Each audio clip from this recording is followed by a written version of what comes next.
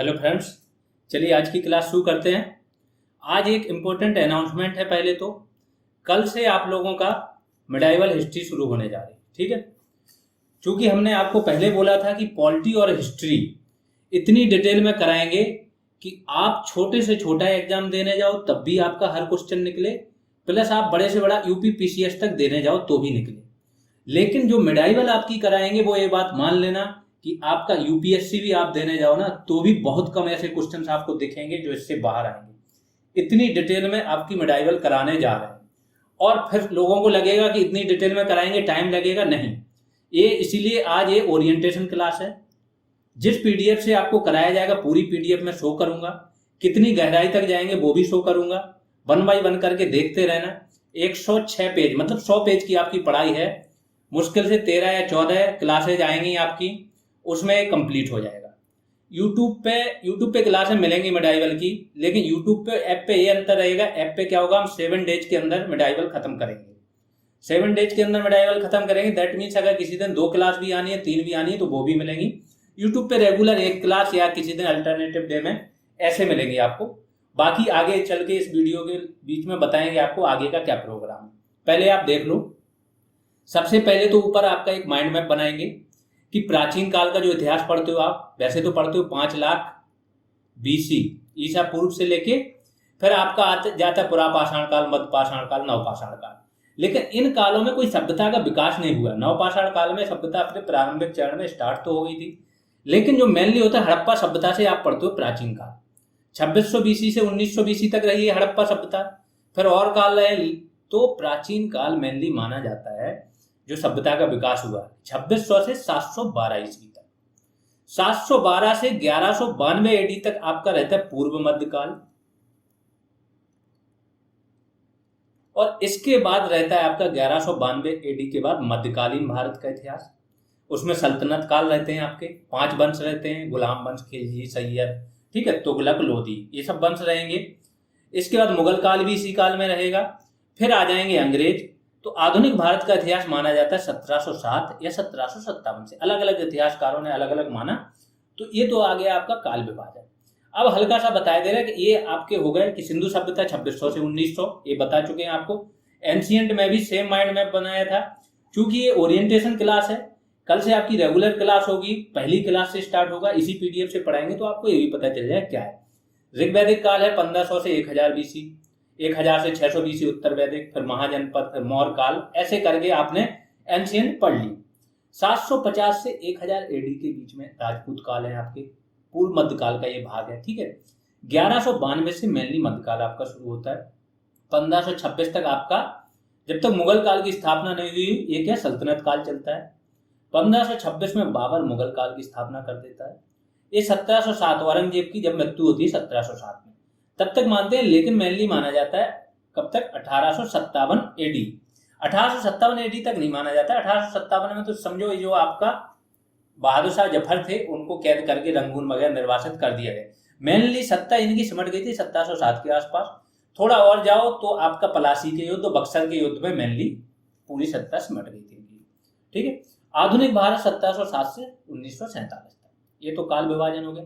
अब देखो यहां से आपको डिटेल में क्या डिटेल में पढ़ाया जाएगा वो देख लो, जिसके लिए मेनली क्लास हो रही है। इस्लाम का उदय, संस्थापक कौन थे, मोहम्मद साहब रहेंगे। जन्म कब हुआ था, जन्म स्थान, पिता, माता। चूंकि मध्यकाल क्या है, जेम्स मिल हैं, उन्होंने भारतीय इतिहास को 3 कालों में बांटा। प्राचीन भारत को हिंदू काल बोला, मध्यकालीन को मुस्लिम काल, और आधुनिक भारत को बोला ईसाई काल, क्योंकि अंग्रेज आ गए थे, ठीक है। तो इस प्रकार से अगर देखो तो मध्यकाल में मेनली मुस्लिम है, तो हमें देखना पड़ेगा उनका ओरिजिन क्या है, कहां कहां से मुस्लिम आए, अभी देखो आप। फिर इनके चाचा कौन थे, माता कौन थी, कबीला कौन था, परिवार, पत्नी क्या थी। हीरा नामक पहाड़ी पे इनको क्या ज्ञान की प्राप्ति होगी। ज्ञान की प्राप्ति होगी तो ये क्या करेंगे, मदीना चले जाएंगे फिर, और जैसे ही मदीना चले जाएंगे यहीं से हिजरत या हिजरी संवत शुरू हो जाएगा 622 से। एकदम काल के साथ पढ़ाया जाएगा, एक एक टाइम लाइन के साथ, तो आपका बहुत सही माइंड में बन जाएगा। 630 में मक्का पर आक्रमण होगा और 632 में मोहम्मद साहब की मृत्यु हो जाएगी। सलमान रुश्दी है, एक लेखक हैं, ब्रिटेन में रहते हैं। द सैटेनिक वर्सेज इन्होंने एक बुक लिखी थी, इस पर बहुत विवाद हुआ था। जितने भी मुस्लिम कंट्रीज हैं या उलेमा वगैरह उन्होंने विरोध किया था, और इन पे आक्रमण हुआ था। 1 साल हो गया अब तो, गर्दन पे चाकू मारी गई थी इनकी इसी बुक की वजह से। ठीक है। फिर मोहम्मद साहब की क्या था, इसके बाद 4 खलीफाओं की स्थापना हुई। खलीफा इस्लाम में क्या थे, राजनीतिक प्रमुख भी थे आपके और धार्मिक प्रमुख थे। तो अबू बकर खलीफा, उमर खलीफा, उस्मान खलीफा, अली खलीफा, पूरा डिटेल में जाएंगे कौन से खलीफा में क्या है, कौन कौन से वंश हैं, पूरा माइंड में बन जाएगा कि अरब इंडिया में आए तो क्यों आए, कहाँ से आए, कौन थे, क्या ओरिजिन था। फिर हलाकू ने अब्बासी खलीफा की हत्या कर देगा, और फिर उस्मानी वंश आएगा, और बाद में आएगा आपका ऑटोमन साम्राज्य। ऑटोमन साम्राज्य कहाँ था, तुर्की, कुस्तुनतुनिया बोला जाता था जिसको। ठीक है, तुर्की इसका मेन था, खलीफा का निवास स्थान था। प्रथम विश्व युद्ध में 1918 में जब ब्रिटेन पराजित करेगा तुर्की को, ऑटोमन साम्राज्य ढह जाएगा। इसके बाद जो आपका खिलाफत आंदोलन हुआ था इसी के विरोध में ही हुआ था फिर इंडिया में। वो सारी चीजें कनेक्ट करके बताएं। यहाँ पे आपने देख लिया कि पूरा इस्लाम का उदय कैसे हुआ, कैसे कैसे खलीफाओं बंटे, कैसे काम चला। अब फिर आप देखो कि भारत में मुस्लिमों का आगमन कहाँ से आए, अरब से आएंगे, तुर्क आएंगे, अफगान आएंगे।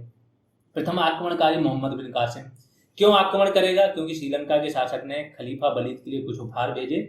देवल का राजा कौन था, देवल आता था आपका सिंध प्रांत में, यहाँ का राजा आपका था दाहिर। वो क्या करेगा कि यहाँ पे खलीफा के लिए जो जा रहे थे उपहार, उनको सऊदी लुटेरे लूट लेंगे। खलीफा इनको बोलेगा दाहिर को सहायता करो, ये सहायता नहीं करेंगे तो फिर भेजेगा मोहम्मद बिन कासिम को, वो अटैक करेगा, और पहला अटैक हो जाएगा 712 एडी में, सिंध जीतेगा। जजिया कर क्या था, कैसे होता था, पहली बार मोहम्मद बिन कासिम लगाएगा। फिर चच, दाहिर के पिता का नाम था, चचनामा नामक बुक लिखी गई है, किसने क्या हुआ एक एक डिटेल में। फिर आक्रमण के पूरे प्रभाव, सांस्कृतिक प्रभाव क्या पड़े हैं क्या नहीं पड़े हैं, सारी पुस्तकें, ब्रह्मस्फुट, सिद्धांत, खाद्य खंडक, ठीक है, ये सब देखेंगे। जब यहाँ पे अरब आक्रमण खत्म होगा तो फिर तुर्क आक्रमण देखेंगे। तुर्क जनजाति कहाँ से आई, कौन कौन आए, तो सबसे पहले सुबक्तुगीन पहला व्यक्ति रहता है जो भारत पे आक्रमण करता है, पहला तुर्क रहता है। फिर महमूद गजनवी आएगा 1025 तक, 1001 से 1025 तक 17 बार आक्रमण करेगा, सोमनाथ मंदिर को भी लूटेगा। तो इसकी पूरी देखेंगे क्या है क्या नहीं। इसके साथ 4 लेखक आएंगे, कुतुबी, अलबरूनी, फिरदौसी, बेहाकी, कौन सी बुक लिखी है क्या नहीं, बहुत डिटेल में जाएंगे। ठीक है, और पूरा देखो सन के साथ, काल विभाजन के साथ, 1000 एडी में बेहिंद पर आक्रमण, 1009 में नारायणपुर, फिर थानेश्वर, फिर कश्मीर, फिर कन्नौज, मथुरा, ऐसे करके चलेंगे। दरबारी विद्वान कुतुबी हो गया, किताबुल यामनी लिखेंगे, तारीखी सुबक्तगीन, तारीख मसूदी। फिर अलबरूनी ने जो वर्णन किया है, ये तो मेंस में भी पूछे जाते हैं, यूपीएससी के मेंस भी आप यहाँ से लिख के आ जाओगे। सपोज करो सिर्फ 100 पेज में आपकी पूरी मेडाइवल इतनी डिटेल में हो जाए, और पूरा एक कनेक्टिविटी बना दूंगा, स्टोरी सुना दूंगा हर उसके पीछे, कि यूपीएससी वाले लड़कों को भी इतनी नहीं आती, ये बात बिलीव मान लें। जिसको भी थोड़ा सा भी शक हो ना, वो देख ले, इसको समझ में आ जाएगा खुद क्या है। सारी चीजें एक जगह हमने यहाँ पे आपको करके दे दी। फिर मोहम्मद गौरी आएगा, गजनी इसकी राजधानी रहती है। मोहम्मद बिन साम इसका नाम रहता है, कौन से प्रांत से था, कहाँ का अभियान करेगा, मुल्तान का करेगा, फिर गुजरात का करेगा। भीम द्वितीय रहता है, वो इसको हरा देता है। तो मोहम्मद गौरी को कौन, भीम द्वितीय हराता है। तराइन का प्रथम युद्ध में हार जाएगा, फिर ये जीत जाएगा, द्वितीय युद्ध में जीतेगा, पृथ्वीराज तृतीय को हरा देगा ये, और इसी के साथ ही ये स्थापना कर देगा। इसके साथ इसके गुलाम आएंगे, एलदौज, कुबाचा, कहाँ कहाँ किस एक एक सन के साथ आपको बताया जाएगा।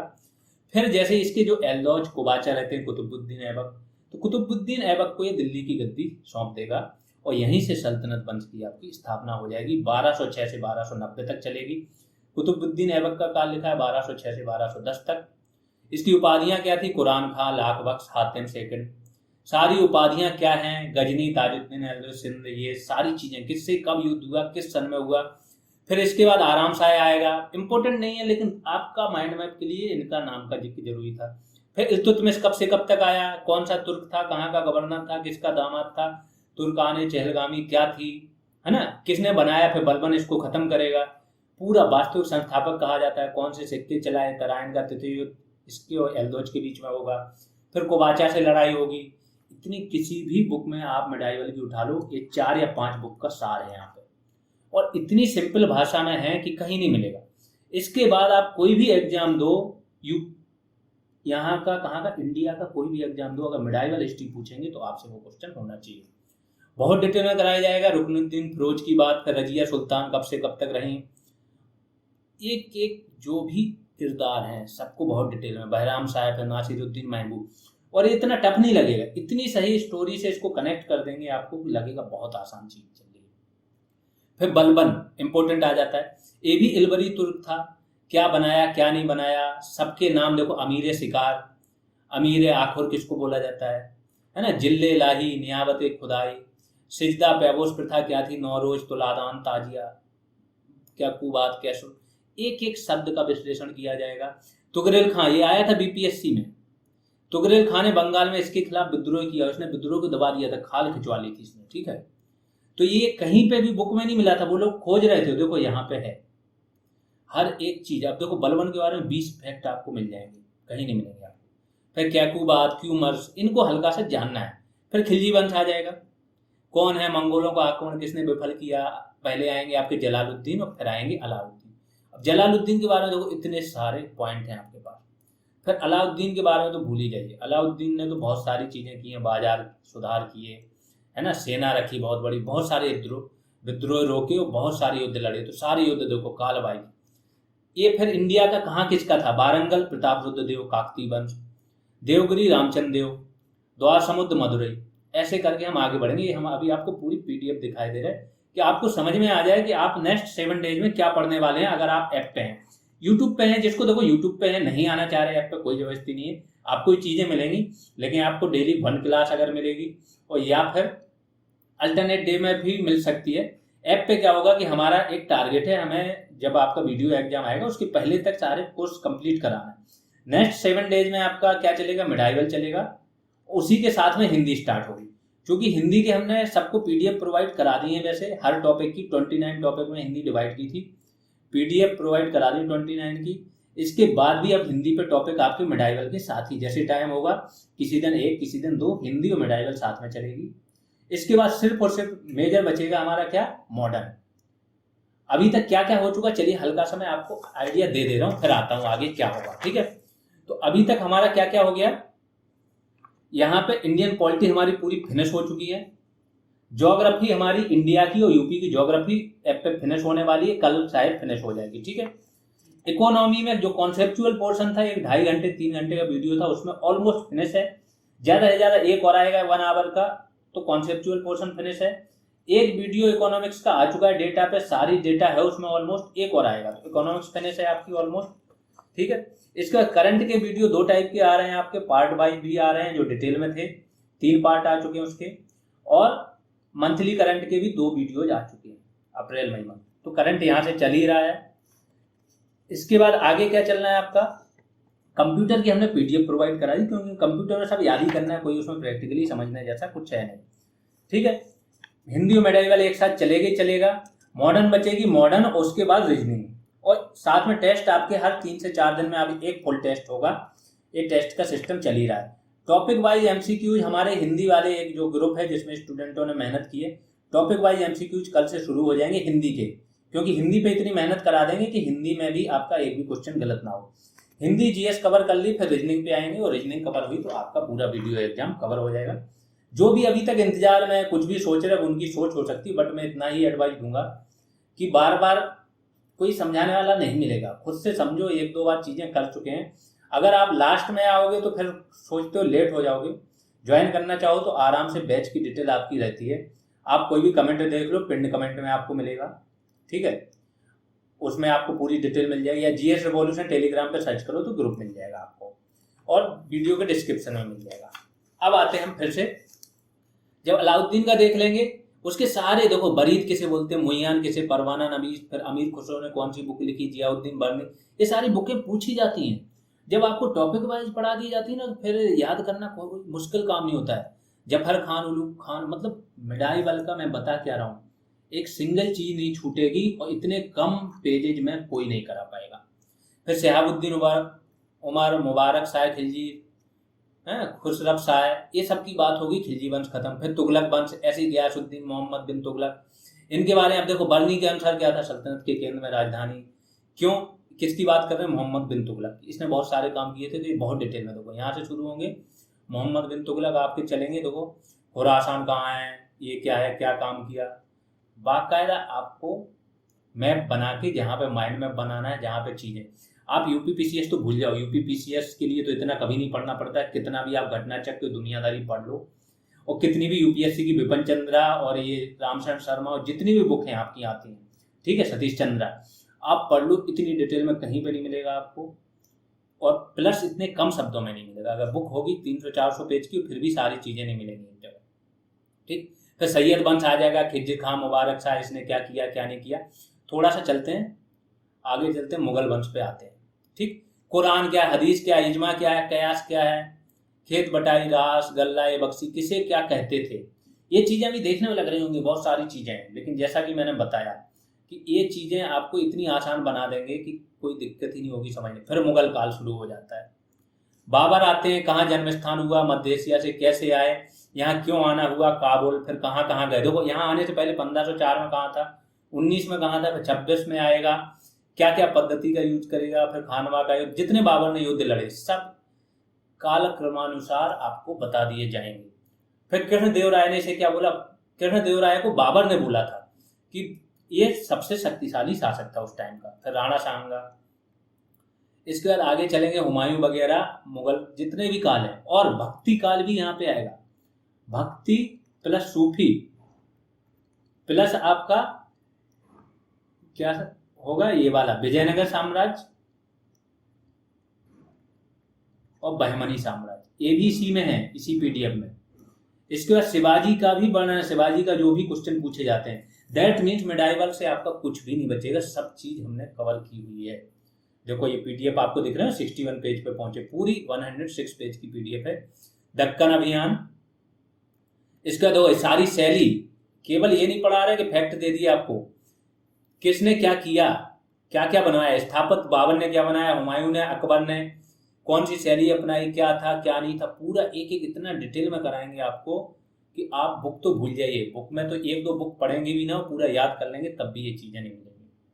इसलिए बताया थोड़ा सा भरोसा, स्टूडेंट क्या है ना, स्टूडेंट को कोई बरगलाने वाले भी बहुत होते हैं, भरोसा उसको होता नहीं है कहाँ है क्या है, जबकि हम तो वो चीज़ें कर चुके हैं कि आपको अब तो समझ में आ जाना चाहिए। जिन लोगों को लग रहा था कि कैसे इतने में कम काम नहीं चलेगा ये वो, उनको समझ में आना चाहिए 100 में से अगर 90 प्लस नंबर्स का फंस रहा है सिर्फ एक कॉपी से, एक बुक जो पढ़ाई आपको, जो सिर्फ 294 पेजेज की दी है, तो बहुत बड़ी चीज़ होती है उस एग्जाम में जो एकदम नया था। 60 तक कोई फंसा है, 60 में किसी का भला थोड़ी हो रहा है, किसी से 60-62 क्वेश्चन आ गए तो कोई मतलब थोड़ी बनता है। औरंगजेब की बात करेंगे, फिर मुगल काल, शिक्षा साहित्य, जो शिक्षा साहित्य मैं बोल के आ रहा हूँ, आप यूपीएससी का मेंस भी लिखाओगे, और यूपीएससी के मेंस के लिए अगर आप किसी की बुक ले लोगे, जैसे मणिकांत सर पढ़ाते हैं, तो उनके मेंस के लिए बुक ले लोगे ना, तो केवल मिडाइवल की बुक जो कॉपी है उनकी वो है 600 पेजेज की। तो इतना आसान शब्दों में, इतने कम शब्दों में सारी चीज़ें एक जगह नहीं मिलेंगी, उसमें ये फैक्ट थोड़ी मिलेंगे हर एक चीज़, ठीक है। मोहम्मद अमीन कजबीनी ने क्या लिखा है, अब्दुल हमीद लाहौरी, ये क्वेश्चन आते यूपीएससी में आते, लोग नहीं कर पाते हैं। इस तरीके से चलेंगे जब हम, तो तूतीनामा क्या है, रज्मनामा क्या है, खान तैमूरिया, तो जिसको भी चाहिए कि वो स्पीड अप कर सकता है, अपनी तैयारी करना चाहता है वो यहाँ से करे। आप आर ओ यार कोई भी दे रहे हो, मेडाइवल तो आनी है, मेडाइवल आनी, एंशिएंट भी ऐसे ही हमने डिटेल में की है, वो थोड़े वीडियो पुराने थे क्योंकि उस टाइम पे रिकॉर्डिंग स्टार्टिंग टाइम था। एंशिएंट का भी जैसे ही ये एग्जाम खत्म होता है हम फिर से नई उसकी क्लासेस देंगे, नए तरीके से देंगे, ठीक है। फिर ये सारी चीज चले जाओगे आप, लास्ट में बताता हूँ और क्या क्या है इसमें। औरंगजेब के समय क्या क्या, कौन सी पद्धति कहाँ हुआ, क्या कला के क्षेत्र में हुआ, स्थापत्य में क्या हुआ, मूर्ति कला में, चित्रकला में क्या हुआ। फिर विजयनगर साम्राज्य आ जाएगा आपका, किसने स्थापना की, कौन कौन से वंश हैं, संगम, सालू, तुलु, अरबीडू, सबकी बात, कृष्णदेव राय किस वंश के थे, क्या थे, अमुक्त माल्यपद की उपाधि कब क्या है, ऊषा पर्ण, जामवती कल्याणम, ये सारे ग्रंथ की बात होगी। तेलुगु, कन्नड़, तीनों भाषाओं में रचना हुई है, ठीक है। तो बहुत डिटेल, पेडरना कहाँ थे, कौन थे, है ना। इसके बाद हर एक चीज की बात जब हो जाएगी ना, फिर कोई क्वेश्चन बचेगा नहीं। ये जो नॉलेज है ना आपका, वो आपका लेवल पे ले आ जाएगा कि फिर आप खुद से ही सोचोगे कि हम कोई बड़ा एग्जाम निकालते हैं। अब ये आसान चीजें इसलिए दे रहे हैं कि हमारा सिंपल सा मकसद ही ये है कि अगर स्तर ऐसे उठाओ स्टूडेंटों का कि वो सामने खड़े होकर जो इधर उधर के टीचर इधर उधर की चीजें कर रहे हैं उनको वो स्टूडेंट पढ़ा दे, ठीक है। फिर प्रांतीय प्रशासन देखेंगे, नायकर प्रथा क्या होती, पूछा यूपीएससी पूछा था पिछले साल नायकर प्रथा के बारे में, आयंगर व्यवस्था के बारे में। अब बोला ना, एक बुक कोई पूरी पढ़ लो नहीं मिलेंगी ये चीजें, सामाजिक स्थिति और बुकिश भाषा तो समझ ही नहीं पाओगे पूरी लिखी क्या है, स्थापत्य कला में क्या है क्या नहीं है। फिर बहमनी साम्राज्य पूरा डिटेल में देखेंगे, बीजापुर देखेंगे, गोलकुंडा देखेंगे, है ना, अहमदनगर देखेंगे। फिर सिलसिला किसे बोलते हैं, बली किसे बोलते हैं, खानकाह, मलफुजात, क्योंकि भक्त ये सूफी आंदोलन आ गया, सूफी सारे चिश्ती संप्रदाय सारे देखेंगे, चिश्ती देखेंगे आपके, इसके बाद चिश्ती संप्रदाय के जितने भी गुरु हैं वो देखेंगे आपके, फिर फिरदौसी देखेंगे, सोहरावर्दी देखेंगे। इसके बाद ये चलने के बाद आप भक्ति संप्रदाय आ जाएगा, भक्ति काल के शंकराचार्य, रामानुजाचार्य, उनको सब देखेंगे ना। जब फिर शिवाजी की बात हो जाएगी और फाइनल हमें यहाँ पे हमारी क्या होगी, मिडाइवल हो जाएगी, एंड। तो एक ओवरव्यू इसलिए दे दिया कि एक आपका माइंड मैप बना रहे हैं कि किस तरीके की आपकी पढ़ाई होने वाली है, ठीक है। इससे कल से आपकी क्लास स्टार्ट होंगी। कल से अगर मैं तारीख आपको बता दूं तो 2 जून से आपकी मिडाइवल की क्लास स्टार्ट हो जाएगी ऐप पे। आप ज्वाइन करना चाहो ऐप ज्वाइन कर लो, जीएस रिवॉल्यूशन सर्च कीजिए आप प्ले स्टोर पे, या इस वीडियो के डिस्क्रिप्शन में या कमेंट में चले जाना, मिल जाएगा। ऐप पे जाके कोई भी कोर्स आप, वीडियो के कोर्स में ये क्लासेज मिलेंगे, वीडियो कोर्स परचेज कर सकते हो। फीस बहुत ही नॉमिनल 299 रखी हुई है, ठीक है। वीडियो की अगर आप तैयारी कर रहे हो, कहीं से भी कर रहे हो, आपको अगर ये लगता है कि आपकी जीएस बहुत कंप्लीट है, उसकी जरूरत नहीं है, ये कर लेंगे, इसमें टाइम देंगे, उसमें देंगे, तो ध्यान रखना सबकी कंप्लीट ही होती है।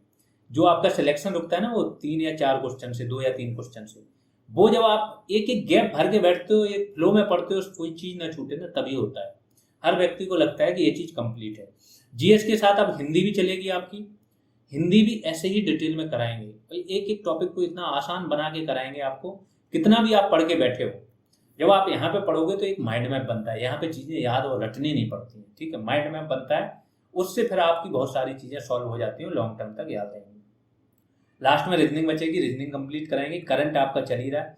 अब आपको करना क्या है, ये चीज ध्यान रखो, जो भी स्टूडेंट जुड़े हुए हैं उनको बता रहे हैं, ध्यान से सुनो, बार बार रिवीजन, क्योंकि अभी तक आपके माइंड में ये होगा, अगर आप अपने से कर रहे हो, रिवीजन नहीं कर रहे हो, तो ये याद रखना कोई फर्क नहीं पड़ेगा, कहीं पर भी पढ़ते रहो दुनिया की। बंद दरोगा में इसलिए डिफरेंस क्रिएट हुआ था कि हम आपको हर 2 से 3 दिन में ग्रुप कॉल होती थी, या वीडियो बना के बताते थे, हर वीडियो में समझाते थे, दिनचर्या तक बताते थे कैसे करना है। किसी की पढ़ाई नहीं हो पा रही तो वो पर डे 8 से 10 फोन कॉल भी अटेंड करते थे। अभी चीजें थोड़ी नहीं कर पा रहे हैं कॉल वगैरह अटेंड, क्योंकि डेली आपको 3 से 4 क्लासेज जा रहे हैं, उसमें टाइम जाता है, फिर हमारा भी थोड़ा खुद का वर्क रहता है, ठीक है। तो रिवीजन मस्ट है, पर डे 2 आवर मॉर्निंग के रिवीजन को ही देना। अगर आप ये नहीं दे रहे हो, आप यही गलती आप दोहराओगे, आप देखोगे लास्ट में आप पछताते हुए चले आओगे। दूसरी चीज, अपने हिसाब से सोच रहे हो, वो चीजें जिनमें कम टाइम लगना है आप रीजनिंग को दे दो पर डे। अगर रीजनिंग अभी कर रहे हो, नहीं पेशेंस है, नहीं वेट कर पा रहे हो, आप दो, कोई बात नहीं, रीजनिंग को दे रहे हो पर डे 1 आवर या 2 आवर, उसका स्लॉट अलग कर लो। बाकी रिवीजन के स्लॉट से कोई छेड़खानी नहीं, रिवीजन तो करना ही करना है, इसको मत भूलना, रिवीजन करना है। और इसके बाद नई क्लासेज जो हो रही वो कंप्लीट करते चलो। यहाँ पे जितनी चीजें होती जा रही हैं आप कंप्लीट करते जाओ, जो चीज बताई जा रही टाइम टू टाइम उसको अपडेट करते जाओ अपने हिसाब से। आप देखोगे कि जब लास्ट में एग्जाम आया आपका, आपकी तैयारी हो गई, है ना। डेली टॉपिक वाइज एमसीक्यूज आपके हिंदी में शुरू हो रहे हैं, हिंदी के डेली होंगे टॉपिक वाइज एमसीक्यू, ठीक है। टॉपिक क्या होगा कल से आपको बता दिया जाएगा मॉर्निंग में कि आज का टॉपिक क्या होगा, उसको आप दिन भर रिवाइज करो, अच्छे से प्रैक्टिस करो, शाम में टेस्ट लो। इस टॉपिक वाइज टेस्ट के साथ ऐसा नहीं है कि जीएस छोड़ देनी है, जीएस पढ़नी है रेगुलर। अगर आप रीजनिंग कहीं से कर रहे हो, कोई टॉपिक है आपको, नहीं तो रीजनिंग के भी टॉपिक बाद में यहाँ पे कराए जाएंगे, ठीक है। ये सारा माइंड मैप इसलिए बनाया, कुछ स्टूडेंट बहुत ज्यादा परेशान, उनको अभी तक नहीं समझ में आ रहा है। बहुत सारे स्टूडेंट फोन करते हैं, सर ये बैच चल रहा है क्या, ये ज्वाइन करना है, ऐसे। तो आपको क्यों नहीं जानकारी, ये बताइए। जब चैनल नया था, जब चैनल न्यू था, तब जानकारी ना हो तो चलती है। अभी भी स्टूडेंट है, 1900 लोग हैं आपके टेलीग्राम ग्रुप पे, जीएस बोलो, वहाँ सारी अपडेट दी जाती है। पेड ग्रुप में स्टूडेंट हैं, पुराने पेड ग्रुप में आपके अभी 600 स्टूडेंट हैं, न्यू पेड ग्रुप में 250 के आसपास हैं, ठीक है। ऐप पे है 1200 स्टूडेंट। ये स्टूडेंट हैं तो इनको जानकारी क्यों नहीं मिल रही, किस चीज के सोच में हो, क्यों खुद का लॉस कर रहे हो। कोई प्रॉब्लम है आप फोन करो, हम प्रॉब्लम दूर करेंगे, कोई भी है अगर जेन्युइन है तो। नहीं है वो आप सिर्फ इसलिए कर रहे हो कि टाइम पास चल रहा है जिंदगी में, और 4-6 महीने अपने खराब करना चाह रहे हो तो कर दो, फिर हो सकता है ये मौका भी ना मिले। इतनी इजीली चीज़ें मिल जाएं, ये ना मिले। हो सकता है 1-2 महीने में सारे वीडियो प्राइवेट हो जाएं, आपको ऐप पे ही आना पड़े, ये भी हो जाए। और फिर इतनी चीज़ें इतने जो सिंपल वे में मिल रही ना, बैच वो हो सकता है ना मिले, है ना। तो जब मौका है, टाइम है, उसका यूटिलाइज करो बेस्ट तरीके से। जो सीरियस है, जो नॉन सीरियस हैं, उनको तो कोई नहीं कर सकता है, ठीक है। उनको ना कोई समझा सकता, हो सकता है वो अपने आप को सबसे ज़्यादा होशियार समझें, तो उनकी बात ही नहीं हो रही। जो सीरियस स्टूडेंट हैं, परेशान स्टूडेंट हैं, जिनको लग रहा है बहुत टाइम लग रहा है, हर एग्जाम में रह जाते हैं, उनको बोलते हैं कि खुद की आंखों से देखो, 2-3 लेक्चर देखता है आदमी को समझ में आ जाता है हमें यहाँ क्या मिल रहा है। समझ के आराम से मेहनत करो, तरीके से मेहनत करोगे तो बेड़ा पार हो जाएगा। अभी के लिए इतना ही। धन्यवाद आप लोगों को।